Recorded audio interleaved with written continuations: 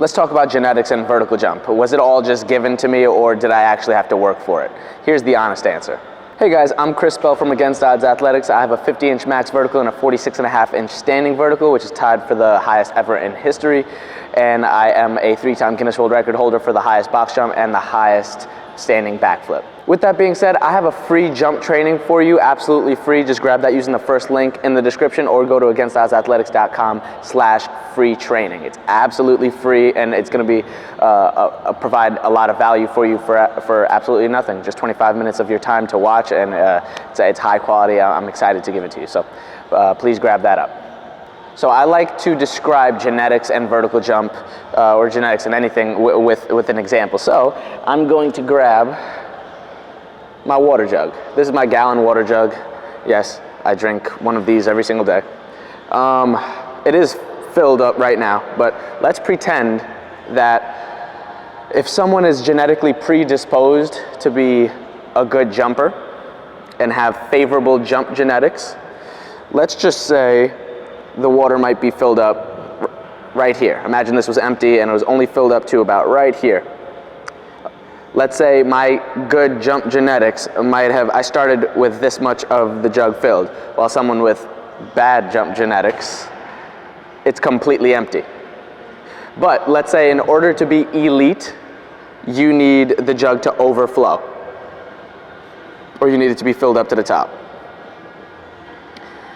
A person with good genetics might be here, so it has like a little bit of an easier time, a little bit of a head start, but still have to work all the way to get up here. Worrying about genetics and worrying about where you start, it's literally pointless. Like, you're just wasting energy. Like, how is that going to help you in any way? Just complaining that, oh, this person had an advantage and whatnot, that's weak. That's some weak stuff. Like, let's go, we're strong. It doesn't matter what, and to combat that as well, I have favorable lean genetics. Like, my body wants to be lean, and there's people out there that want to, like, that their bodies want to be pack on mass. So it's easier to put on muscle. It's easier to gain strength when your body wants to put on mass. It's very hard for me to put on strength, and like for me to squat 425 pounds on parallel back squat, like that is extremely, extremely hard. So I would have the worst type of genetics for that. So just to say, oh, your body was inclined to be good at jumping high, I mean, it's a more complex picture, because that actually contradicts, my genetics contradict wanting to be strong in the gym. Like, my body doesn't keep muscle well, it doesn't want to gain strength, it wants to stay lean. So, you know, and these are pieces of vertical jump training, so my body might be predisposed to have a lot of quick twitch, fast muscle fibers, up to that, you know, that little 20% of the whole thing that I just showed with the jug, but then having to gain the strength portion of it, like in your traditional heavy compound lifts in the gym, those I'm actually at a disadvantage from somebody who doesn't have those fast, quick twitch muscle fiber predisposition.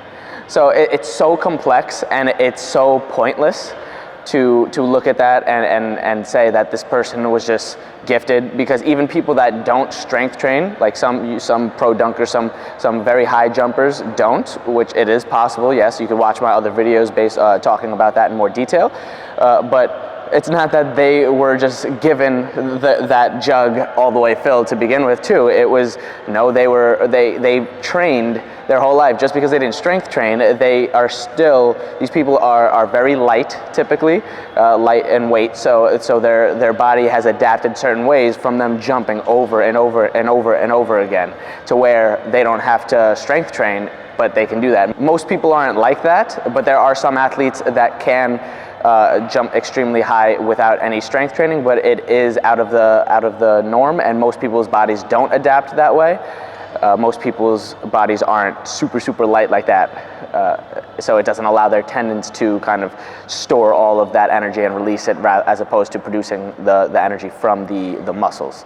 So different ways to go about it, but I guess my main point here is worrying about genetics and, oh, like my genetics aren't favorable, so I shouldn't even try to jump. Like that's complete like that's complete garbage. So I want you guys to get out of that mindset, and I'm not just saying that. I'm not just saying that to boost my own jumping ability. I do realize that there is pieces of genetics that help, and there are pieces of genetics that hurt, and it's all part of this super complex picture.